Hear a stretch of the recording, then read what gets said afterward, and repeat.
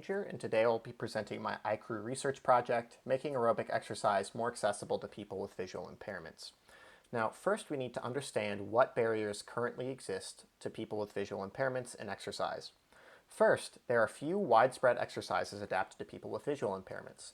Now, some of them may be niche, like new sports that are designed specifically for people with visual impairments, or they may be regionally popular. Sports like ice hockey have been adapted. Second, there is a stigma that exists in group exercise settings towards people with visual impairments. This might take the form of attention directed at the disability or patronizing behavior from other participants. And finally, there's a lack of instructor availability. Verbal feedback is just not always available for a participant who needs it. So we would hope to remedy this with aerobic tracking technology. However, previous aerobic tracking technology is insufficient for this purpose. First and foremost, it lacks nuance and feedback, and this would be an incorrect versus correct binary for a workout. And this is unhelpful if someone hopes to improve. Next, there isn't a comparison between the instructor of a workout and the participant. And in specific aerobic exercises, being in sync is very important. Finally, the technology requires a visual reference for a participant to gauge their performance. This is clearly not accessible to someone with visual impairments. We seek to remedy this in the test case of step aerobics. Now, why is this a good test case? Now, first and foremost, it is a high-intensity activity that takes place in a group setting with low barriers to entry. But specifically for us, it is an inconspicuous setting for our setup to give people with visual impairments the help that they require. Now, what is our setup?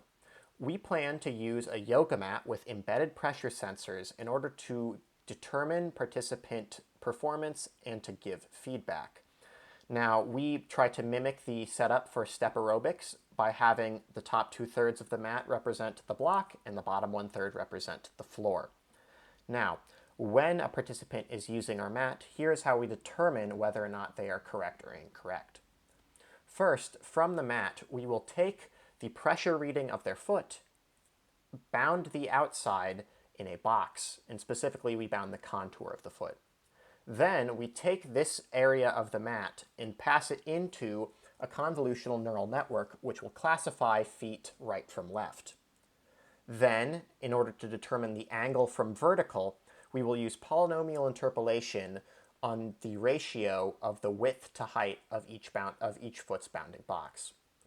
Finally, we will use position information of known feet in order to infer incomplete feet. As you can see in our example at the bottom left, we have a known left foot, and then to the right, an incomplete foot, and then we can therefore infer that we have a right foot. Next, I will show you a demo of our current product in action, and what we will see is first an in-sync performance of a very basic exercise in step aerobics, which would be starting from the floor, right foot on, right foot off, left foot off, and then we will see an out-of-step performance.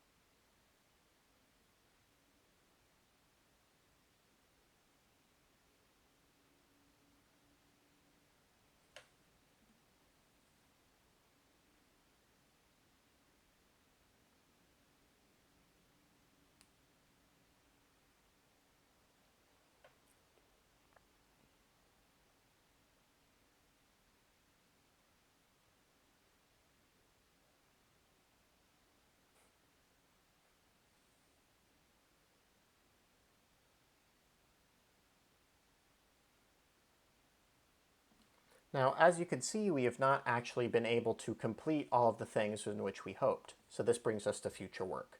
First, obviously, because of the coronavirus pandemic, we have not been able to work with participants face-to-face, so we would hope to meet with them later and gauge what constitutes useful feedback from them. Next, as you can see from the demo, we also do not have the nuanced feedback that we require. So the next step would be to integrate from user feedback heuristic-based feedback, which will actually, in a nuanced way, explain how to improve exercise. Next would be improving the performance of our convolutional neural network, both in accuracy as well as speed. And then finally, we would want participant trials to gain viability for our final product. Thank you very much for listening.